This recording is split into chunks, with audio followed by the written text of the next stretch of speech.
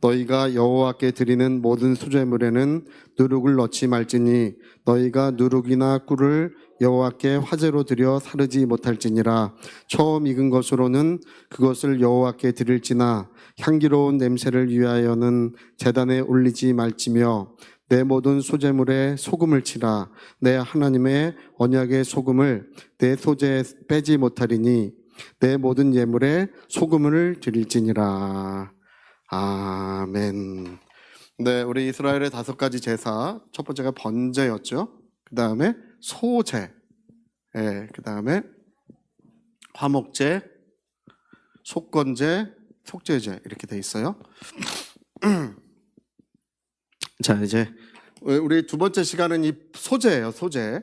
번제는 지난번에 하나님께만 드려지는, 온전히 하나님께만 드려지는 제사라고 했어요.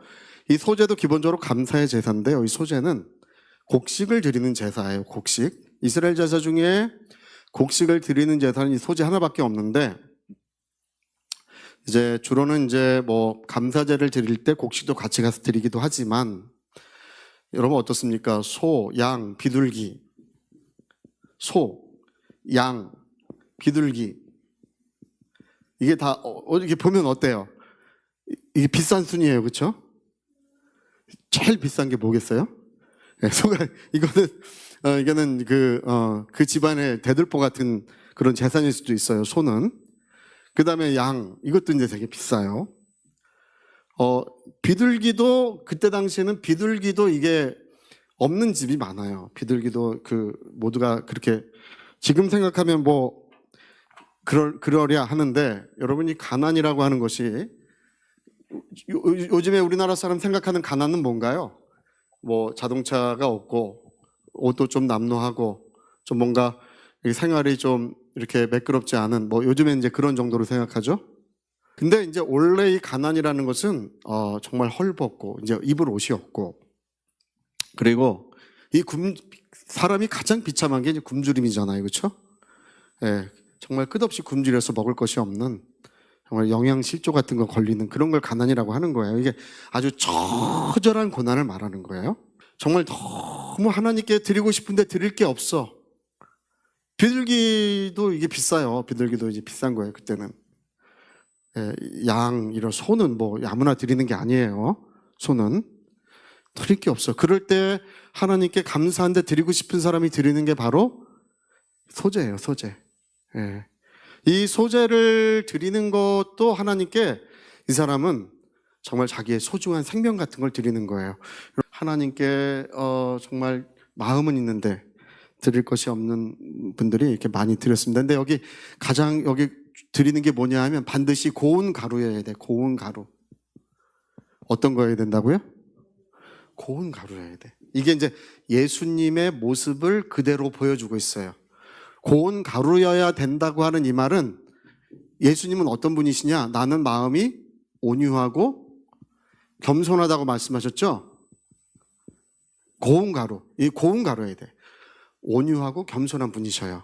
그리고 뭐가 있냐 하면 여기에 향을 넣어야 돼. 향품을 넣어야 돼요. 여기 향은 꼭 넣어야 돼. 향을 넣는 이유는 뭐냐면, 향이라고 하는 것은 그분의 선함과 의로움을 말하고 있어요. 할렐루야. 여러분 향이 있습니까? 예. 우리가 악취가 나면 안 되겠죠, 그렇죠? 예. 향이 나야 되겠죠? 이렇게 선하고 의로운 삶을 사는 것을 말하고, 그 다음에 여기에는 반드시 기름을 부어야 돼요. 감람유를 부어야 돼요. 기름은 이제 성령의 임재가 있어요. 그 다음에 소금을 넣어야 돼요. 소금을 넣어야 돼요. 소금. 소금 빼면 절대 안 된다고 되어 있죠. 우리 아까 읽었죠. 소금은 변치 아니하시는 하나님의 말씀. 언약 소금이라 이렇게 되어 있어요. 우리가 아까 읽었어요. 하나님의 말씀을 가진 분. 그렇죠. 그래서 이거는 거친 가루 쓰면 안 돼요. 거친 가루.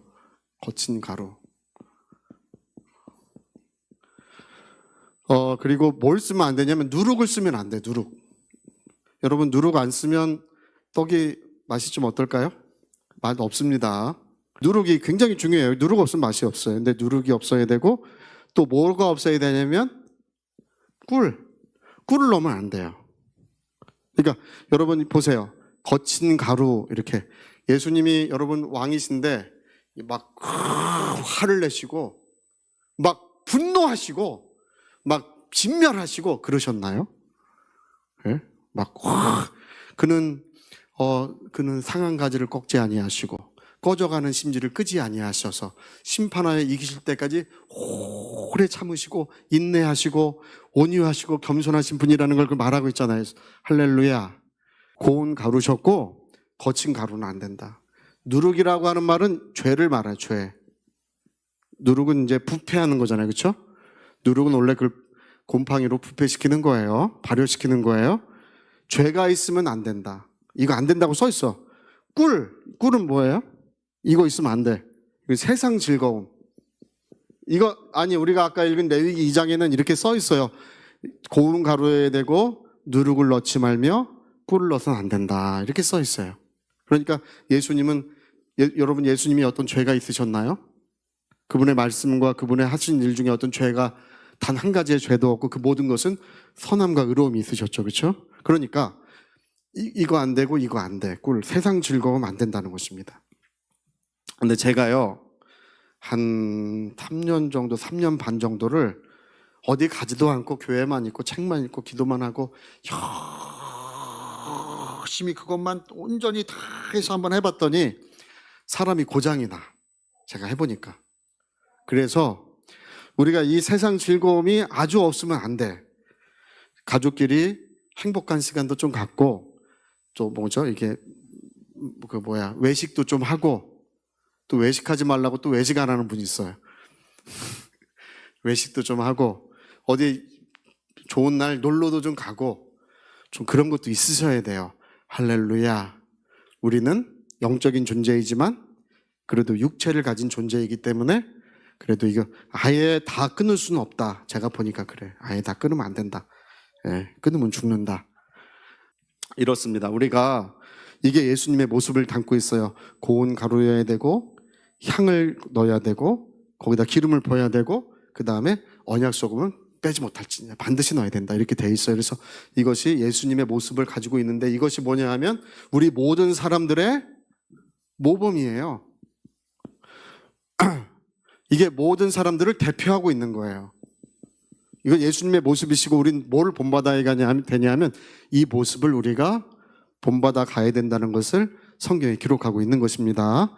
우리가 하나님 앞에 드린다고 해서 무조건 하나님 다 받으시는 건 아니에요. 어떤 목사님이 주여 내가 이제 내 생명 다 주님 앞에 드리겠습니다. 젊을 때 그랬대.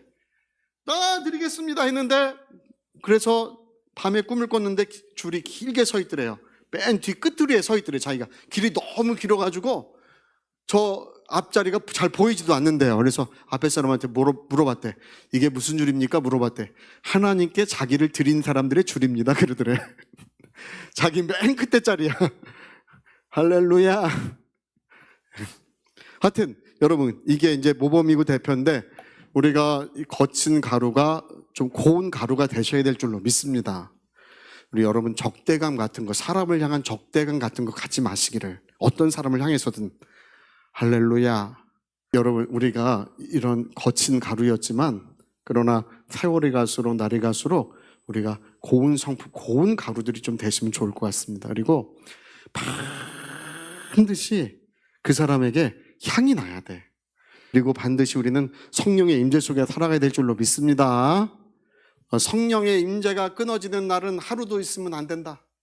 내 평생에 단 하루도 성령의 임재가 끊어지는 날은 있을 수 없다. 내 생명 가져가셔도 내 왕위를 가져가셔도 내 부귀를 가져가셔도 성령을 끊치지 마소서. 이게 다윗의 기도잖아요. 그렇죠? 성령을 거두지 마소서. 범죄하고 나서 그 성령의 임재는 우리 평생에 매일같이 있어요. 그리고 소금 언약을 빼지 마라 이렇게 돼 있어요. 여러분 저와 여러분은 하나님의 말씀의 집인 줄로 믿습니다. 정말 신기한 것은 그거 있어요. 말씀을 의지하여 그물을 내렸더니 고기를 잡았잖아요. 그렇죠? 근데 나중에 저 어디 바닷가에서 그 고기를 샜더니 몇 마리예요? 153마리? 오늘 우리는 뭘 의지해서 살아가고 있냐면 사람들은 밥심으로 살아가요. 우리는 할렐루야! 그렇게 좀 말 좀 하세요. 나는 하나님의 말씀을 힘입어 산다. 시작. 나는 하나님의 말씀을 힘입어 산다. 이래. 여러분, 늙으면, 이래. 어떤 분이 얘기하죠. 아유, 목사님, 늙으면요. 한 끼만 안 먹어도 허리가 구부러져서 걷지도 못해요. 그래. 정말 그런 것 같아요. 예. 그죠? 밥심이 중요한 거야. 그러나 우리는 밥심이 중요해도 절대로 밥심으로 산다고 안 그래, 우리는. 할렐루야. 우린 뭘로 산다 그래요? 하나님의 말씀으로 산다. 나는 하나님의 말씀을 힘입어 산다. 그 말씀은 변치 않고 그 말씀은 생명이 있고 오늘도 그 말씀이 큰 능력으로 나를 붙들어주고 있는 거예요. 그래서 우리 이렇게 하나님의 말씀을 힘입어 산다고 할 때 이것이 뭐냐 하면 바로 예수님의 모습이시고 저와 여러분의 모습이 되어야 될 줄로 믿습니다. 화목제, 우리 세 번째죠. 화목제. 예수님은 화목제물이시다 이 얘기인데 이게요 원래가 이렇습니다. 여러분 우리가 구약 성경을 바라볼 때 어떻게 봐야 될지를 우리가 알아야 되는데 우리가 출애굽을 하잖아요. 출애굽해서 홍해를 가르고 광야로 왔을 때 광야에 왔을 때 하나님께서 구름 가운데 막 영광을 나타내시면서 그 백성 가운데 구름 가운데서 막 영광을 나타내시면서 그 하나님의 백성들에게 말씀하기 시작하시는데 뭐라고 말씀하시냐 하면 나는 되게 간단한 거예요. 너희의 뭐다? 하나님이시다. 그리고 너희는 나의 백성이다. 이렇게 말씀하세요. 그러니까 언제 말씀하시냐면 출애굽해서 광야에 왔을 때, 출애굽해서 이집트를 다 물로 멸하고 광야에 왔을 때 그 구름 가운데서 이제 영광을 나타내시면서 나는 너희의 하나님이다. 너희는 뭐라고요? 나의 백성이다. 그러니까 이스라엘 백성은 또 뭐라고 그래야 되겠어요? 화답을 해야 되잖아요. 뭐라고 화답해야 되겠어요? 우리는 주님은 우리의 하나님이십니다. 우리는 주님의 백성입니다. 똑같이 이스라엘 백성이 똑같이 얘기를 화답을 했어요. 그러니까 하나님 말씀하시고 그 다음에 이스라엘 백성도 똑같이 얘기한 거예요. 이 관계를 뭐라고 부르냐 하면 언약 관계라고 불러요. 뭐라고 부른다고요? 네, 언약 관계. 하나님과 이스라엘은 이렇게 언약 관계가 맺어진 거예요. 여러분 계약서가 있으면 거기다가 이름 쓰고 거기다 반드시 뭐를 찍어요? 도장을 나만 찍으면 되겠어요? 나도 찍고 너도 찍고. 할렐루야. 그러면 이게 뭐냐면 계약이 성립되잖아요. 그러면 이게 언약 관계예요. 언약 관계. 우리가 매매를 하잖아요. 매매를 하면 야 얼마에 사세요?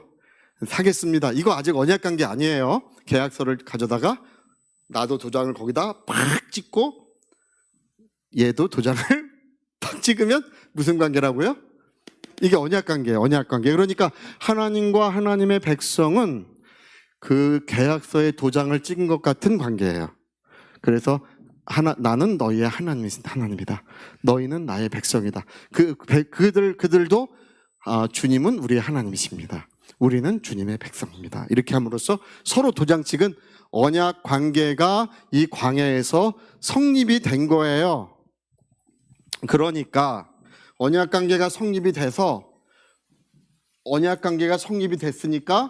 뭐가 이제 오는 것이냐 하면 하늘의 법이 그 하나님의 백성들에게 하나님의 백성이 있죠.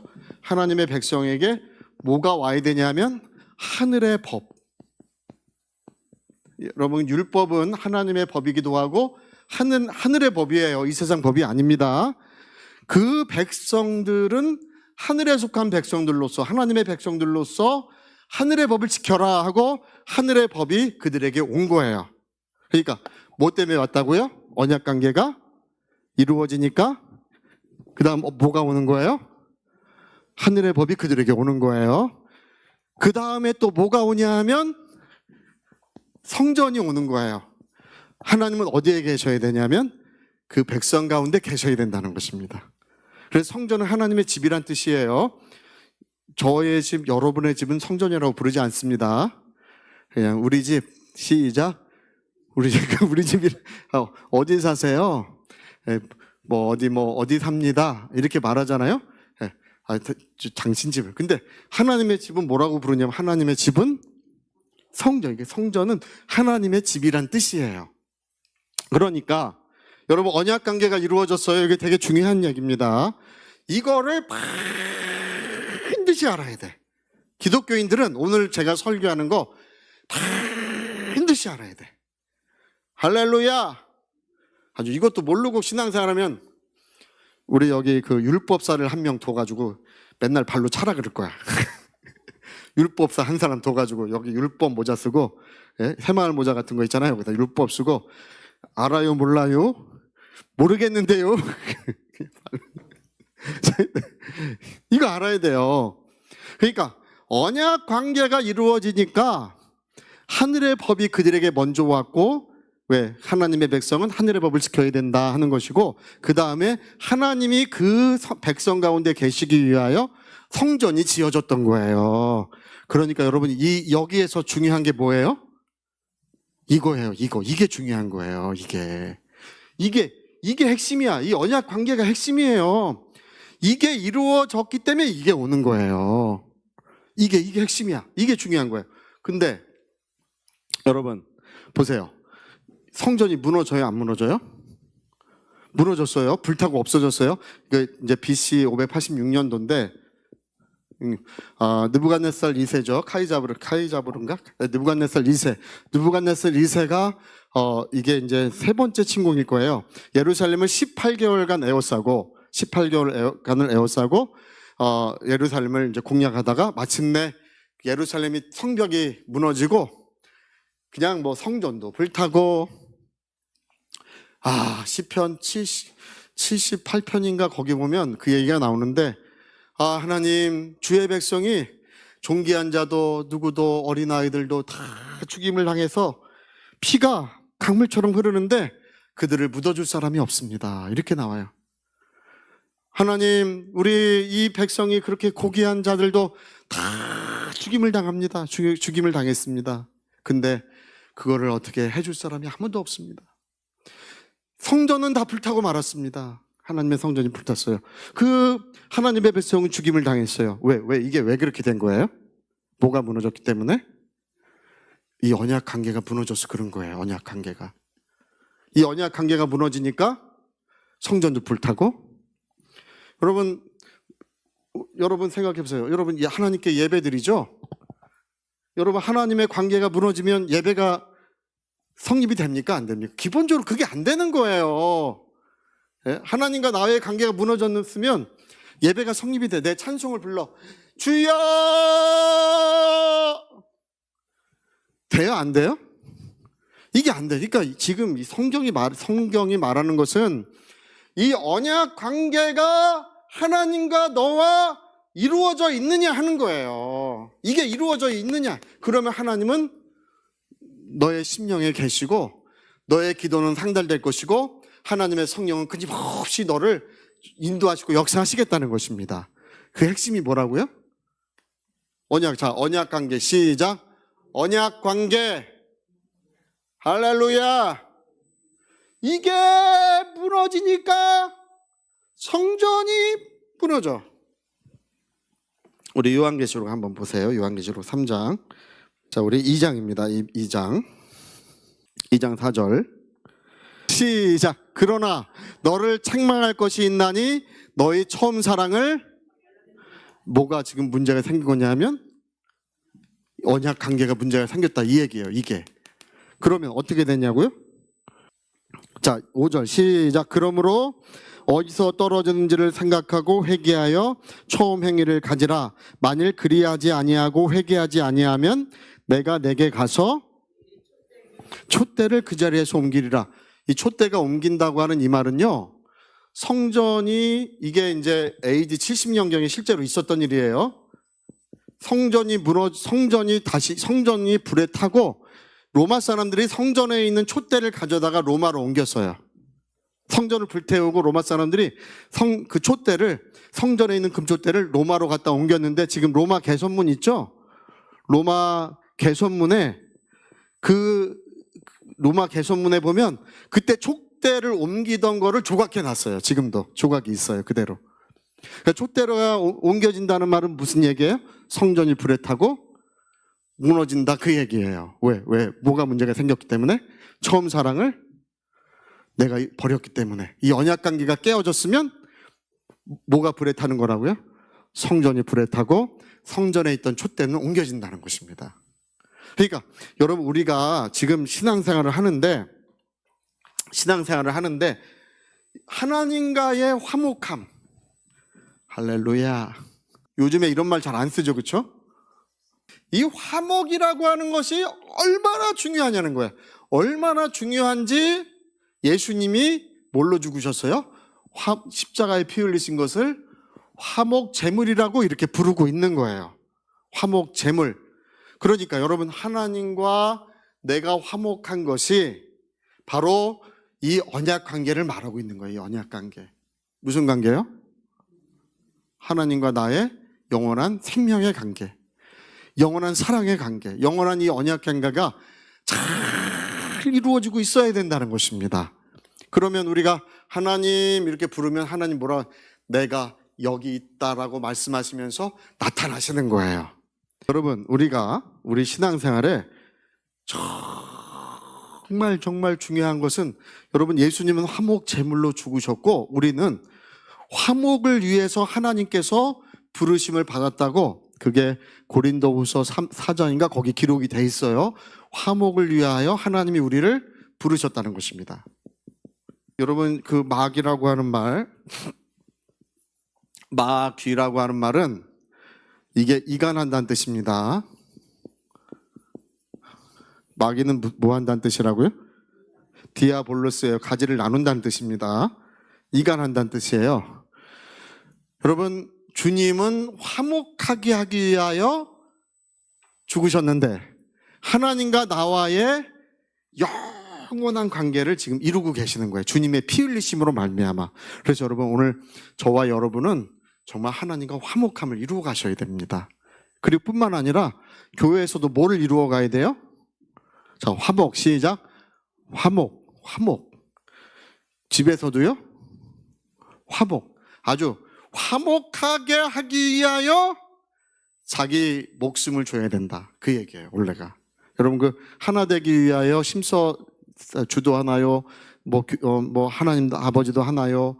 뭐 성령도 하나이시니 너희가 하나 되기를 심쓰라고 할 때, 그 심쓰다고 하는 그 말은요, 원래 검투장에서 목숨 걸고 싸우다, 그 얘기예요. 그러니까 화목하기 위해서 내 생명을 걸고 화목함을 지켜야 된다. 성경은 그렇게 얘기합니다. 이거 아셔야 돼. 여러분 보세요. 이 세상에 있는 모든 것이 관계로 이루어져 있어요. 관계, 그렇죠? 이 관계가 없으면 이 세상 자체가 성립되지 않습니다. 부부의 관계, 부모와 자식의 관계, 형제의 관계, 이런 관계 속에 모든 것들이 지금 이 세상이 돌아가고 있는 거예요. 근데 하나님과 나와의 이 언약 관계는 이것이 생명과 같다는 것입니다. 이게 무너지면 성전이 불타는 거예요. 이게 무너지면 예배를 내가 드렸는데 상달이 안 되는 거예요. 기본적으로 찬송이나 기도는 사람들에게 듣게 하기 위해서 하지 마라. 성경이 그렇게 돼 있죠? 기도. 왜냐하면 여러분, 그 레위기에 향을 만들어요. 향. 하나님 앞에 드려지는 향을 만드는데, 이 향은 하나님 앞에 드려지도록 만드는 그 향의 조제법이 있어요. 이걸 사람들이 맡기 위하여 만드는 자는 반드시 죽여라고 돼 있어요. 이 향, 하나님께 드려지는 향을 뭐를 섞어서 향을 만들려고 돼 있고, 이것은 이제 성전에서만 피워지는 향인데, 이 향을 사람들이 맡으려고 이 향을 만드는 자는 반드시 죽여라. 여러분 겨우 그것 때문에 죽여요? 그럴 수 있지만 기도와 찬송은 오직 누구에게만 향해야 된다고요? 사람들 듣게 하기 위해서 찬송하고 사람들 듣기 위해서 기도하면 영적으로 무너지는 거예요. 그러면 안 돼. 네, 어떤 분은 사람 듣기 위해서 기도하는 분도 있어. 특히 이제 우리 대표 기도를 한다든지 뭘 한다든지 우리는 그래도 형식을 갖춰서 하는 게 좋지만, 그러나 기도는 누구에게만 하는 거예요? 찬송도 누구에게만 해야 된다고요? 그러니까 여러분, 그러니까 우리가 지금 저와 여러분이 지금 신앙생활하는 것은 가장 이 촛불은 꺼지면 안 돼. 이 촛불이 꺼지면 정말 문제가 일어나는 거야. 이 촛불을 아주 소중하게 불을 살려야 되는데, 그것을 언약 관계라고 부르는 것입니다. 이 관계를 여러분 소중하게 여기시고 하나님과의 화목함을 이루어 가셔야 돼요. 할렐루야. 그리고 여러분, 형제가 원망들을 만한 일이 있거든 너희 기도가 상달되지 않으리라, 예수 그렇게 말씀하시죠. 그게 다 이유가 거기 있는 거예요. 여러분, 가장 중요한 것은 하나님과의 화목함입니다. 화목함을 어떻게 이룰 것이냐. 그 언약 관계가 이루어져야 모든 은혜로운 일들은 그 뒤에 오는 거예요.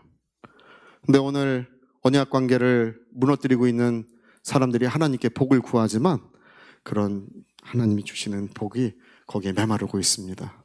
왜 메말랐느냐? 언약 관계를 잃어버려서 그래요. 촛대가 옮겨주고 있는 거예요. 우리 한번 기도할 때, 하나님, 우리 교회와 우리 모든 가정들 다 충만한 복을 누리게 하소서. 우리가 영생 복락도 중요하고 이 땅에서의 삶도 여전히 중요합니다. 모든 것에 하나님의 은혜가 있어야 합니다. 우리 위하여 같이 기도하시겠습니다.